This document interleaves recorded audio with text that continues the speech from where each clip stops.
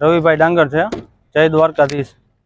આ પદયાત્રીઓનો વિસામોનો જે કાર્યક્રમ તમે રાવટી ગોઠવેલ છે, છેલ્લા કેટલા વર્ષથી ગોઠવેલ છે? અમારું છેલ્લા 2 વર્ષથી આયોજન છે। આના આગલા વર્ષે કર્યું હતું ને, અમારું બીજું વર્ષ છે અત્યારે।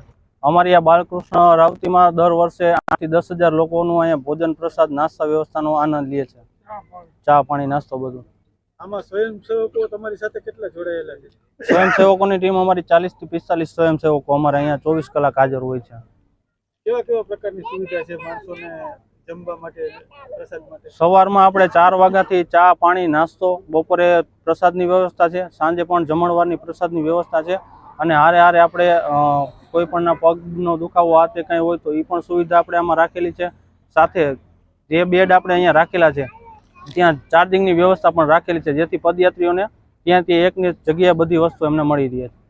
કેટલા સમય સુધી આ રાત્રે ખુલ્લું હોય? આપણે 24 કલાક સાહેબ ચાલુ કરી ત્યાંથી તે પૂરું થાય ત્યાં સુધી 24 કલાક આપણે 7 દિવસ કન્ટિન્યુ 24 કલાક ચાલુ રહીએ છીએ આપણી રાવટી। આ સ્થળ કયું કહેવાય આપણે જ્યાં અત્યારે રાવટી ઊભા છે? આપણે આ કાલોડ રોડ ખોડિયાલ હોટલ અને કેવલના ગેટની એક્ઝેક્ટ સામે આપણી રાવતીનું આયોજન છે। બરાબર। તમારા સ્વયંસેવકો જે આગેવાનો છે એના અમુક મિત્રોના નામ? અમારા સચિનભાઈ છે, મહેશભાઈ છે, રાકેશભાઈ છે તથા અન્ય ઘણા બધા 45નું અમારું ગ્રુપ છે। એ બધા લોકોની અહીંયા સેવા હોય છે। તમારો ઉદ્દેશ શું છે આ કાર્ય કરવાનો? ઉદ્દેશ સેવા કરવાનો। જે પણ લોકો અહીંથી પદયાત્રા નીકળે એનું વધુમાં વધુ અમે એ લોકોની સેવા કરી શકીએ એવો અમારો ઉદ્દેશ છે। વર્ષમાં આપણે કાંઈ કરી ન શકીએ પણ 10 દિવસ આપણે ભગવાનને ફાળવીએ એમ। આપણું નામ શું છે બેન? મારું નામ ઉપાસના છે। અમે લોકો આણંદ પરથી આવીએ છીએ।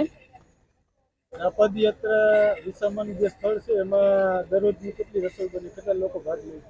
દરરોજની તો રસોઈ બનાવવા વાળા તો 10 થી 15 બહેનો રોજ અહીંયા અલગ અલગ બહેનો સેવા આપે છે। અને જેટલા પદયાત્રાળુ જેટલા હોય છે એ બધાને અમે લોકોને અહીંયા જમવા બેસાડીએ છીએ। શું શું આઈટમ હોય છે? જમવામાં મીઠાશ હોય અને દાળ ભાત શાક રોટલી 2 જાતના શાક છાશ બધું આપવામાં આવે છે। કેટલા બહેનો સહકાર આપતા હોય છે આ રસોડામાં? આ રસોડામાં 15 થી 20 બહેનો સહકાર આપતા હોય છે। એમાંથી 4 બહેનો જે રોજ અહીંયા રહે છે, બાકી રોજ નોખા નોખા બહેનો સેવા કરવા અહીંયા આવે છે।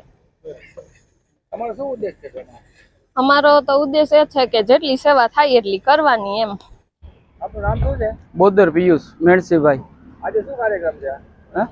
આપણે રાજકોટથી બધે ગામોગામથી માણસ રાજકોટ આપણે દ્વારકા હાલીને જાય છે, એના માટેનો સેવા કેમ્પ રાખેલો છે। આપણે 24 કલાક ચાલુ હોય છે। દર વર્ષે કરો છો તમે? આ બીજા વર્ષમાં પ્રવેશ છે। કેટલા લોકોએ લાભ લીધો છે? અત્યાર લગીનમાં 8-10 હજાર લોકોએ લાભ લીધેલો છે। કેટલા દિવસ ચાલુ રહેવાનું?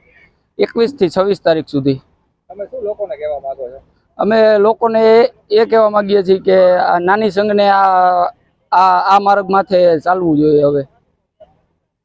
આપણું નામ શું છે? મારું નામ નૂર મોહમ્મદભાઈ, અમે રાજકોટના રહેવાથી। માનવ સેવા એ જ મોટી સેવા સમજ્યા।